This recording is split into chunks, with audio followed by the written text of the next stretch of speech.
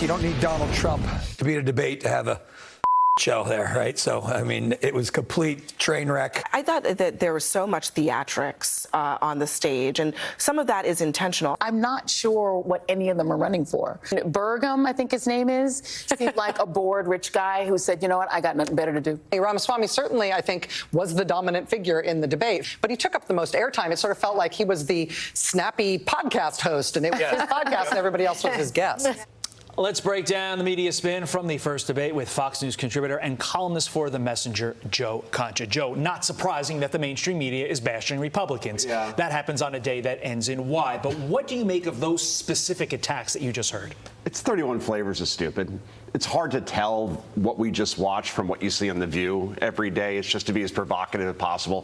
CNN, right, is now back to being the resistance network. They had that panelist on last night who dropped an S-bomb, probably practiced that in the mirror about 18 times before he went on, because you don't accidentally say that. He was like, oh, this is my moment. I'm going to go viral. And then sure enough, the usual places that cover this stuff picked that up right away. I love Joy Reid talking about how Doug Burnham, right, who she's like, oh, how do you pronounce his name? Yeah, he just seems like a bored rich guy who just decided he wanted to run. Like who? Tom Steyer?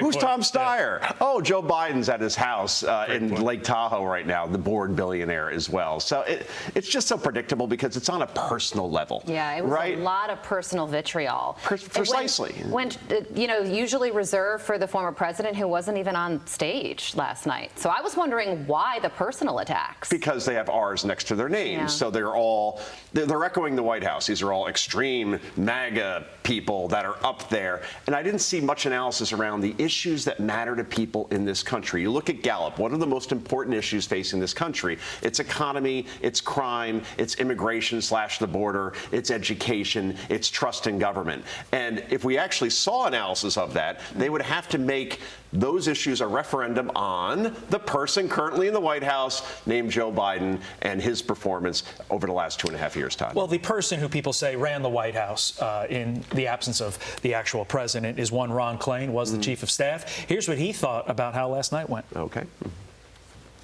I thought overall it was the person with the best night was Joe Biden. Because you looked at those 8 people, you could imagine none of them being president. You can imagine none of them making a credible case against Joe Biden. Most of them blew their big chance to seem presidential.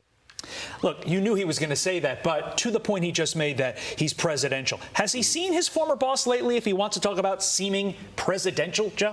Can I use an Animal House reference? Let's keep Ron Klain up there for a minute. If Flounder grew up, right, from the Delta House, that's basically who we're looking at this point. Oh, that was wrong. Attacks. I just got personal and was being very hypocritical.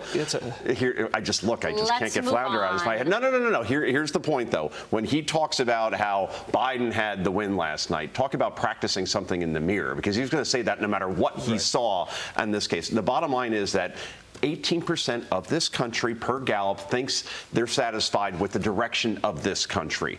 And we talked about those issues before. Joe Biden's polling in the 30s on his handling of inflation, in the 20s as far as his handling of the border. There's no issue where he's actually polling more positive than negative. So don't tell me that Joe Biden won the night last night. I guess he did, though, in the sense where the analysis at least didn't talk about him very much in terms of his performance. Well, when asked if he was going to be watching the debate, I believe that the White House's response is that he might not. He's too busy working for the American people. When he's on his second vacation in a month, he took a Pilates and spin class yesterday and then retired to an $18 million home of one Tom Steyer.